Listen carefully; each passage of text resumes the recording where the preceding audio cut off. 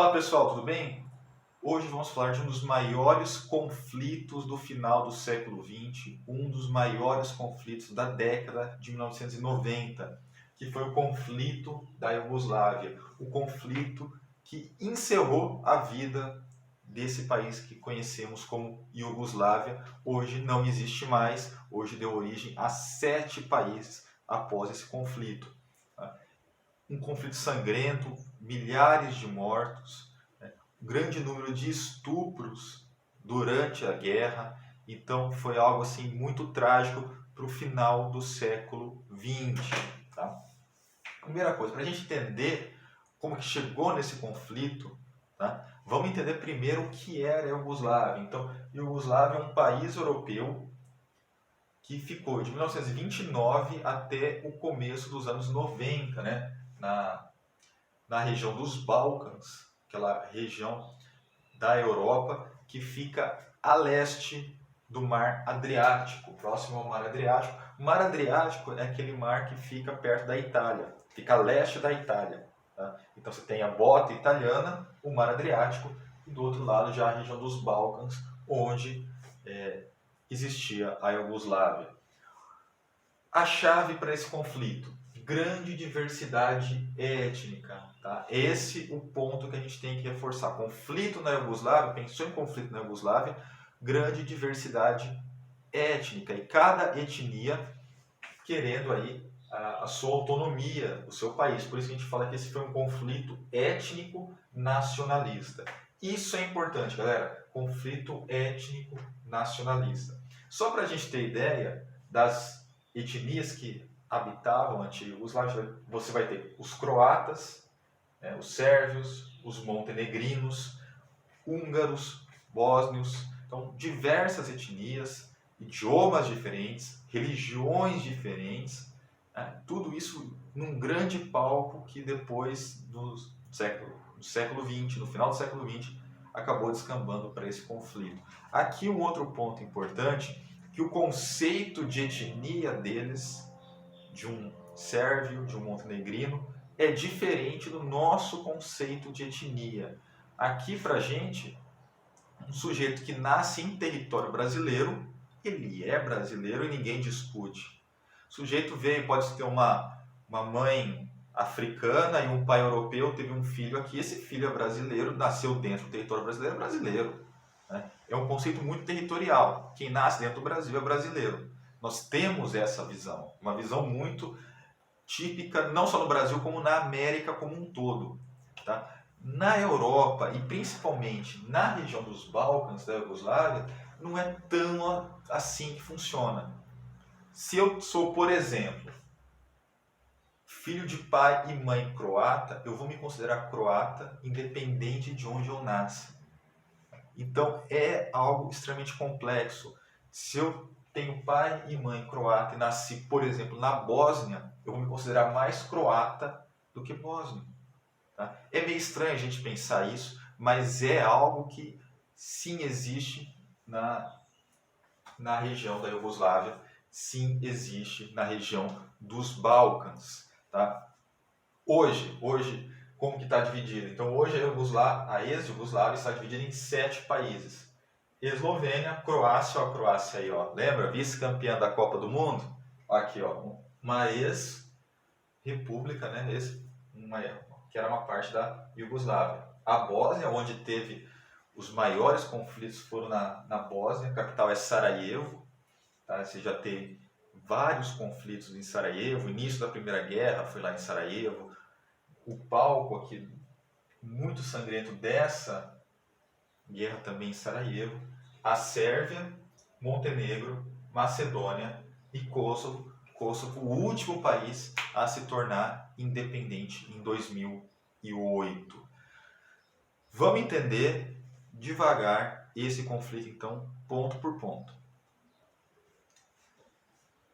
Olha só, então para a gente entender como que chega nesse conflito, vamos voltar no tempo, mais precisamente em 1929, quando é fundado o reino da Iugoslávia, rei Alexandre I. Então, pela primeira vez, junta todos esses povos, todos esses emaranhados de nacionalidades, de etnia, dentro de um poder central, dentro de um mesmo governo, dentro de um mesmo reino.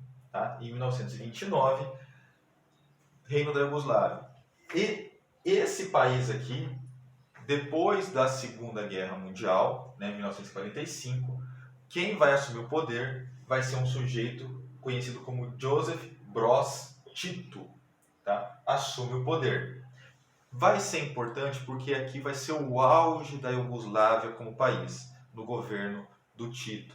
Tá? Ele vai assumir em 1945 esse país, né, esse ex-reino, né, já assume como uma forma de país, como uma forma de nação, tá? Esse reino, então, da Iugoslávia, dando origem ao país Iugoslávia. O Tito vai assumir o poder e vai ficar até a sua morte em 1980, 35 anos. Então vamos lá, o Tito, 35 anos no poder, só pelo tempo que ele fica no poder, você já deve imaginar, um ditador, tá? Ele tem ali características ditatoriais, né?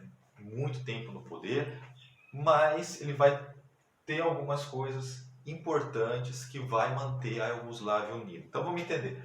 Primeira coisa, antes de falar disso, ele adota o modelo socialista. Tá? Então a Iugoslávia passa, no período da Guerra Fria, passa a ser socialista, adotando esse modelo socialista. No começo tinha uma aproximação política aí com a União Soviética, depois de algum tempo rompe relações com a União Soviética, se distancia um pouco da União Soviética e torna-se uma espécie de uma terceira via socialista, né? Um socialismo mais independente do pensamento soviético. O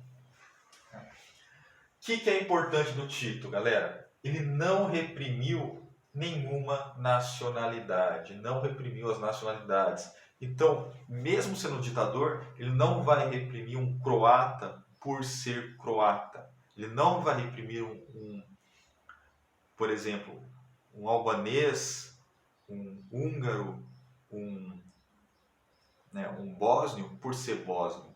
Ele não vai reprimir ninguém pela sua nacionalidade. Tá? Então, isso é um ponto de união para o país, para a Iugoslávia. Tá? Essa não repressão das nacionalidades. Ele não vai querer que uma nacionalidade tenha mais poder, que tenha privilégios em relação a outras. Vai colocar todas as nacionalidades em igualdade. Tá? Um ponto positivo aí para a união do país. E vai promover a participação política das repúblicas. Né? Você lembra que a gente tem, hoje são 7 repúblicas. Essas repúblicas, elas tinham, claro que dentro de uma ditadura, mas tinham algum grau de participação política. Tá? Não tinha uma que sobressaía na outra. E isso vai manter unida a Iugoslávia por 35 anos, de 1945 até 1980, quando o Tito vem a falecer, né, nesse ano de 1980, e aí as coisas vão começar a descambar, vão começar a sair do trilho.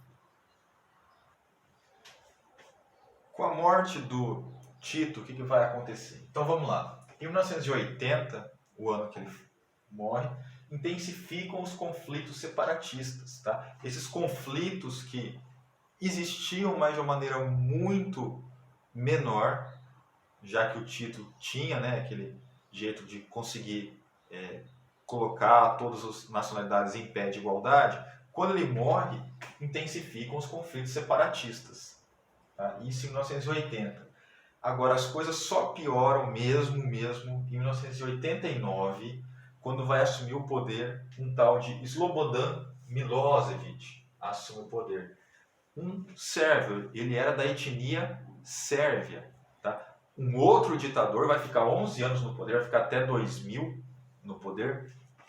Um outro ditador que assume aí o comando da Iugoslávia. Só que, diferentemente do Tito, esse ditador, embora, né, o Milosevic, embora tentasse manter o país unido, ele vai causar uma forte repressão, vai reprimir fortemente algumas nacionalidades. Tá?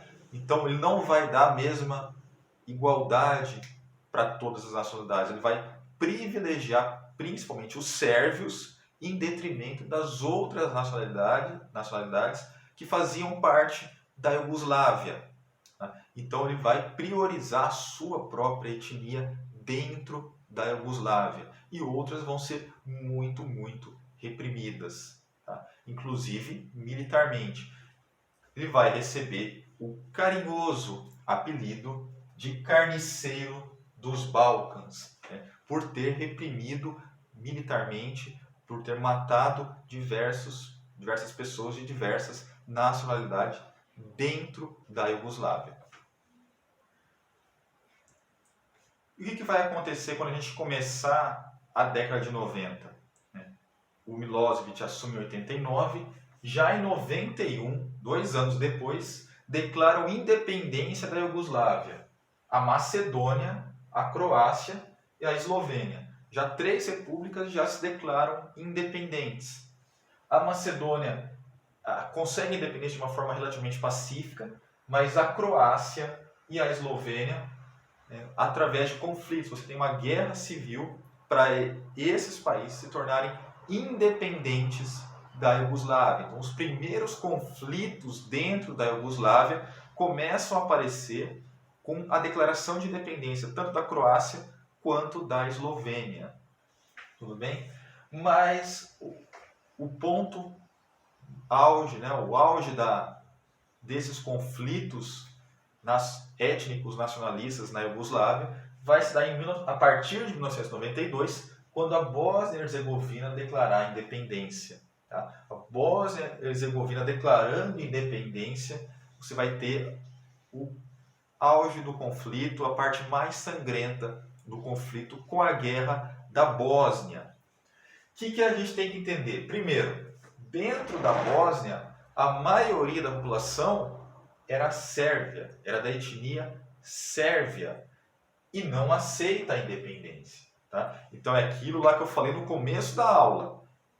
A pessoa tem pai sérvio, mãe sérvia, ele vai se considerar sérvio independente de onde ele nasça. Se ele nascer na Bósnia, ele vai se considerar sérvio, que era a etnia do Milosevic, tá? Que obviamente não ia querer independência, já que ele tinha muitos privilégios dentro da Iugoslávia.